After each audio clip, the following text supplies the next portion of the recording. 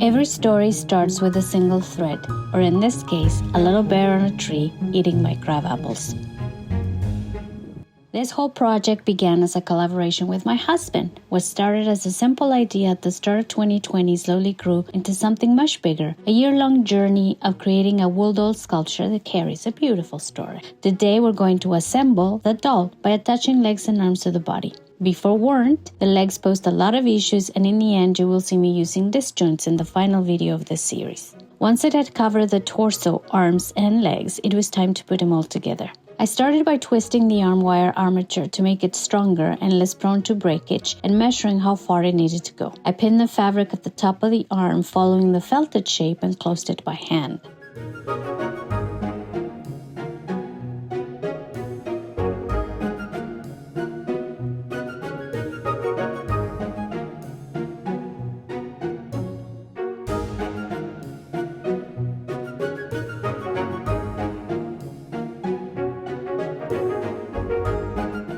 Then it was time to join it to the second arm in a sort of wire hug.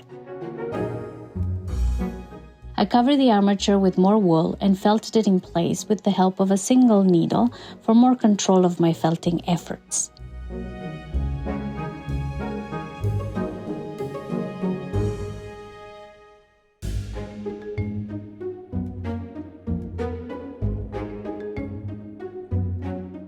And yes, I may have slightly underestimated how much work this little being would demand and the many troubles I would have to solve along the way. This is the fourth video in an 8-part series following the complete creation of a needle-felted artel, a sort of woodland gnome, or more specifically, a tante.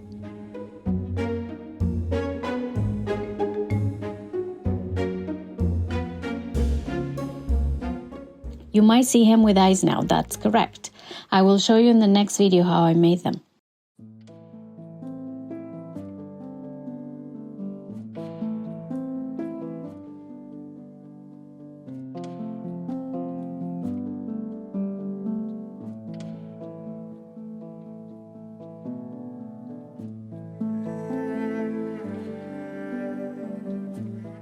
Once it was firmly secured in place with a nice layer of wool over it, I pulled up the torso fabric and pinned it all in place.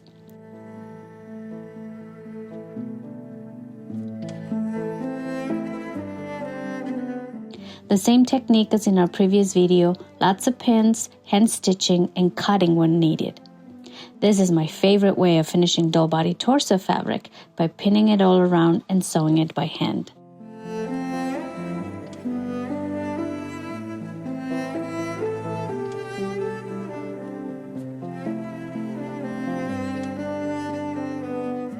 Then it was time to attach the legs. Oh my, what an ordeal. First, I made a couple of tests by figuring out which direction I needed to go with the threads and the needle. This proved useless, as I felt one single thread wasn't going to be enough to pull really hard and create the tension I needed.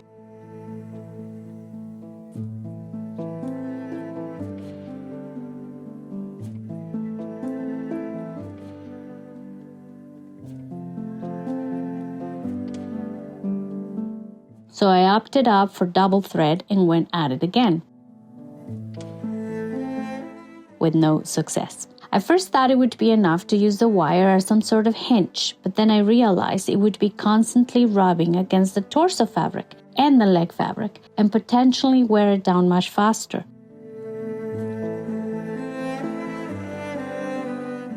So I reopened the torso fabric and needle felted a deep nook for the wire to sit inside and rotate freely.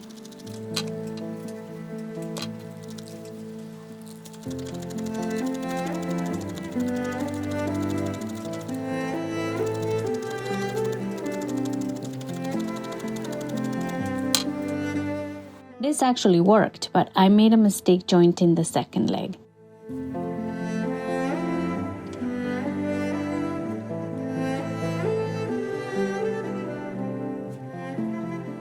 You need to make the knots to secure the leg on the opposite side. So the right leg knot sits on the right of the torso and the left leg knot sits on the right side of the torso.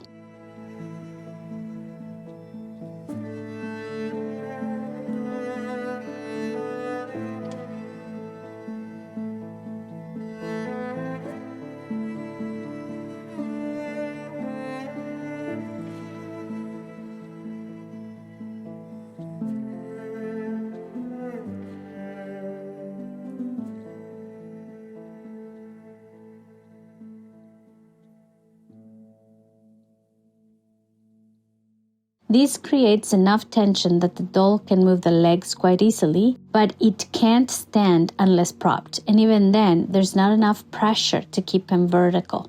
This is the reason why you will see me removing this whole apparatus and trying again, but with disc joints. I will show you that in the last video, as my little woodland gnome or tomte did live for a year with this contraption.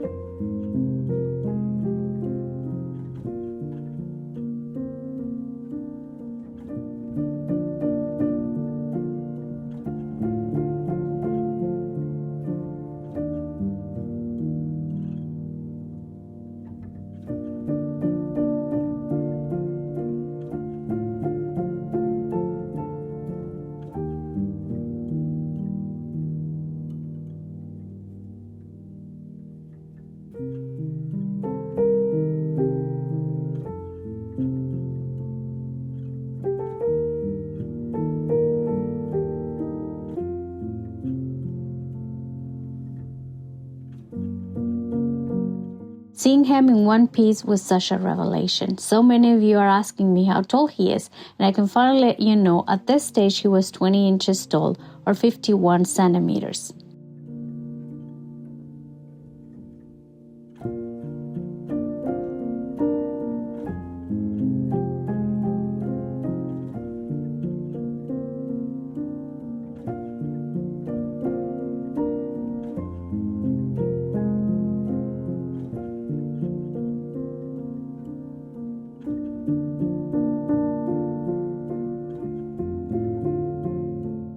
In the next chapter, you will see me using paint, chalk pastels, fabric markers, wire, wool locks, and all manner of crazy things to make his little face come alive. Stay tuned and don't forget to download the free blueprint so you can make your own.